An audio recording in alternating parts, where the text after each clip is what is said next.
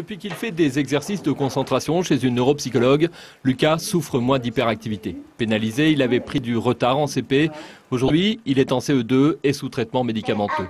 Il vient ici une fois par semaine pour suivre cette méthode dite de remédiation qui, d'après la spécialiste, pourrait guérir définitivement son manque de vigilance. Après 1 an, 2 ans de traitement par ces stimulations-là, l'enfant n'aura plus besoin de rien. Il sera venu à la normale, donc comme ses camarades, et n'aura plus besoin ni de médicaments ni de remédiation.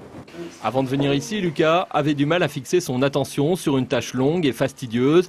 Il prenait rarement l'initiative de faire ses devoirs tout seul, par exemple. Il se concentre mieux à l'école. C'est pas compliqué quand on lui fait faire une poésie, c'est lui qui va prendre son cahier, qui va lire ses lignes, après il va me la réciter, qu'à l'année dernière on ne pouvait pas faire ça.